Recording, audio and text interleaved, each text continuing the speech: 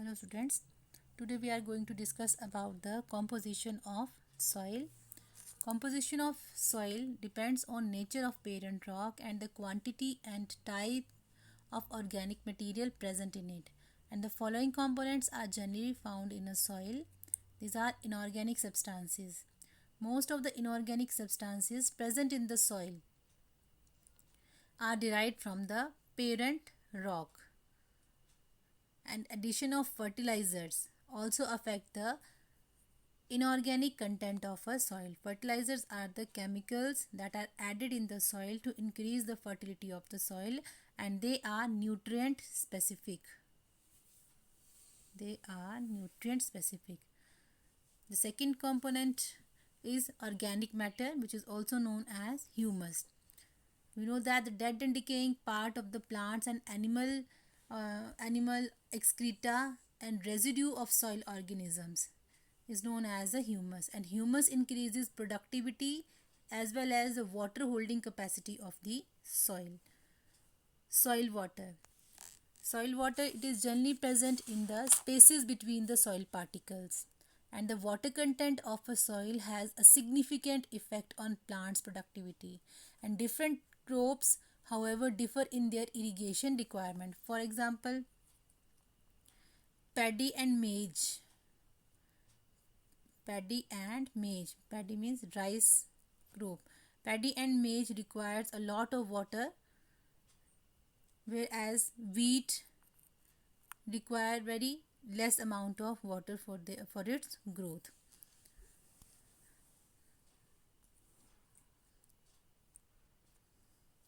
Soil contains water between the spaces of the soil particles, and spaces between the soil particles, they contain air also. Well aerated soil are associated with the healthy roots that increase the crop productivity. Soil is important for the respiration of the roots because roots absorb the oxygen or air from the soil that is present between the air spaces, and soil air content decreases due to waterlogging. Waterlogging is generally seen in clay soil. Waterlogging is generally seen in clay soil because it is very sticky and it has high plasticity. Soil also absorbs water. Soil is porous and has a spaces in between its particle, and due to this soil can absorb or retain water. All types of soil however do not absorb water to the same extent. For example, sandy soil absorb a very less amount of water, whereas a clay soil absorb a lot of water, and loamy soil absorb an adequate amount of water, not very less and not very much amount of water. So it is considered as the best soil for cultivation of the crops. In soil, living organisms are also present. Variety of living organisms are found. They include microorganisms like bacteria, fungi and algae. And earthworms are also present in the soil, and they are known as nature's plowman because they make a burrow deep below the surface and consume the organic matter present in the soil, and they release a cast, means a coiled soil mass known as a cast. These are excreted from the earthworm's digestive system and making the soil more fertile. And the earthworms burrowing action means they form burrow, they live in a burrow and they form a burrow in the soil, and this action continually move the minerals rich soil to the surface, which improve the plant growth. And burrowing action also aerates the soil, means there is a proper aeration through the burrows which enhance the drainage, means there is no water logging problem due to this. The next is soil pollution. Soil pollution is defined as the build-up of persistent toxic compounds. The substances such as polythene bags, plastics, chemicals, pesticides, and a number of waste products pollute the soil.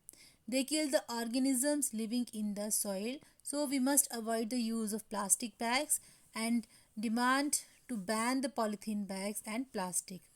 Chemical and waste products should be treated well before they are released into the soil, and the use of pesticide should be minimized. Soil and soil crops. Different types of crops require different types of soil for their growth.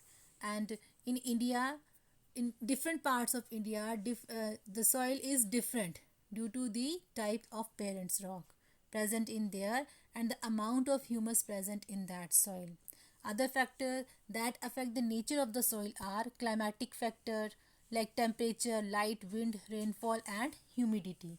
These factors affect the soil profile and also bring changes in the soil structure. For example, the type of soil that is required for a paddy is clay soil. Clay soil have a good capacity to retain water, so it is required for growing paddy. Loamy soil which drain water easily are required for lentils and other pulses. And sandy soil or a loamy soil, sandy loamy or loamy soil which drain water easily, can hold plenty of air, is required for cotton. Coconut trees that grow well in sandy soil are found in large number in the coastal region also. Now, what is soil erosion?